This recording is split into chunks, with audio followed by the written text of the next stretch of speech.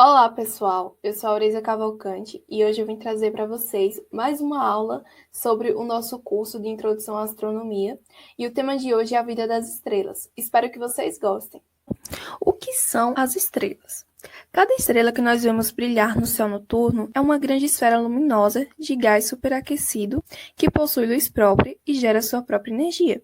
Ela se origina da relação de fusão nuclear de hidrogênio em hélio e também em elementos mais pesados. Essa fusão garante a forma e a vida da estrela, pois ela será responsável pela sua pressão interna, que vai equilibrar a força da sua própria gravidade que quer esmagá-la. Nós conhecemos essa equiparação de forças como equilíbrio hidrostático. Bom, seguindo adiante, como é que as estrelas nascem? A mesma gravidade que quer esmagá-las também é responsável direta pela sua criação. A força gravitacional é uma das forças mais importantes da astronomia, pois une elementos para criar os componentes do nosso universo. Quando a gravidade age unindo massa, uma das coisas mais básicas que ela produz são as estrelas. Tudo começa nos pilares da criação, que são nuvens enormes de poeira e gás, que formam as tão conhecidas nebulosas. Dessa forma, aglomerados desse gás e poeira se fundem lentamente nas nuvens menores ao longo de milhões de anos, reunidos pela força gravitacional. Cada nuvem pode produzir de algumas dezenas de milhares de estrelas. Dessa forma, para criar uma estrela como o nosso Sol, que tem 1,3 milhões de quilômetros de diâmetro, é preciso de um aglomerado de gás de poeira de 100 vezes maior que o nosso sistema solar. Além disso, esse objeto astronômico abriga a espetacular região de pilares de criação, onde as novas estrelas são geralmente formadas. Bom, o nascimento das estrelas é distribuído por 5 etapas. A primeira etapa relaciona após a divisão das maiores nuvens em menores, e é notado também um aumento na temperatura, que no caso é devido à proximidade da matéria. Antes, essa temperatura era de centenas de graus Celsius abaixo de zero, e aos poucos vai aumentando cada vez mais. A segunda etapa já é distribuída após algumas centenas de milhões de anos. A nuvem se torna um disco achatado, sendo assim, a gravidade transforma o centro do disco em uma esfera, onde a temperatura chega a 1 milhão de graus Celsius. Esse sistema luminoso agora é chamado de protoestrela.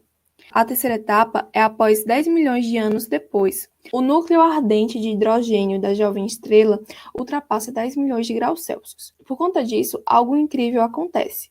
O núcleo se torna tão quente que suporta uma fusão termonuclear.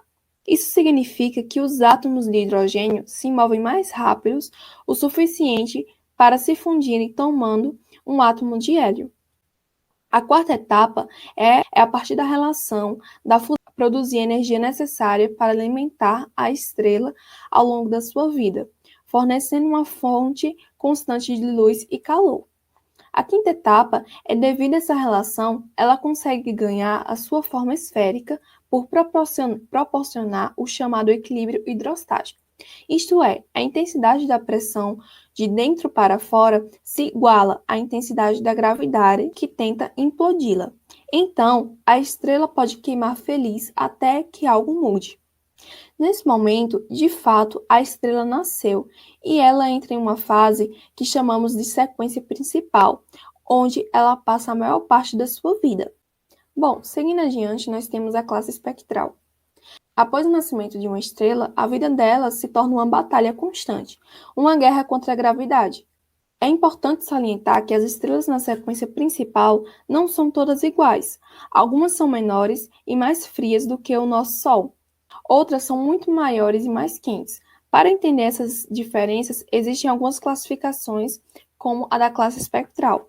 Essa classificação é feita em função às suas propriedades, como cor, temperatura, superfície e características espectrais. Utilizando o diagrama HR, um gráfico que relaciona os parâmetros ligados à luminosidade e cor para as diferentes categorias de estrelas. De forma simplificada, a intensidade de calor é relacionada à cor da luz que é emitida. No caso do Sol, a luz emitida é principalmente amarela. Se o Sol fosse muito mais quente, os comprimentos de onda primordialmente seriam azuis, ou mesmo ultravioletas. Já as mais frias emitem luzes vermelhas. Desta forma, nós temos as classificações de algumas estrelas.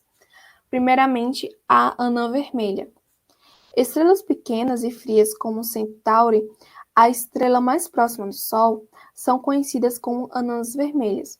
Estas são os tipos mais comuns de estrelas no universo, podendo ter apenas 1/10 da massa do Sol. Quando olhamos para o céu noturno, não vemos as anãs vermelhas, pois elas não brilham muito. Só vemos estrelas mais raras e brilhantes que estão muito mais distantes. Seguindo adiante, nós temos as gigantes vermelhas. Bom, uma gigante vermelha é uma estrela gigante luminosa, de massa baixa ou intermediária, em uma fase tardia na evolução estelar. As gigantes vermelhas mais comuns são estrelas no ramo das gigantes vermelhas, que são RGB, que ainda estão fundindo hidrogênio em hélio em uma concha que envolve um núcleo de hélio inerte. Muitas das estrelas brilhantes mais conhecidas são gigantes vermelhas, porque são luminosas e moderadamente comuns. Estrelas azuis. No extremo oposto estão as grandes estrelas azuis, com temperatura média de 25.000 graus Celsius na superfície. Elas podem ter uma massa de 20.000 vezes a do Sol e pode ser 10.000 vezes mais luminosas. A gigante azul mais conhecida é a Rigel, situada na constante de Órion, sendo uma das estrelas mais brilhantes do céu noturno. Estima-se que está a 800 anos-luz da Terra e que possui a massa de 20 sóis. Uma estrela supergigante vermelha é uma estrela de grandes dimensões, de cor vermelha, cuja massa pode ir de aproximadamente 10 a 40 vezes a massa do nosso Sol. Em termos de volume, as supergigantes vermelhas estão no grupo das maiores estrelas conhecidas. O diâmetro das supergigantes vermelhas geralmente são de centenas de vezes o diâmetro do Sol, podendo mesmo ultrapassar 1.000 vezes o diâmetro do Sol.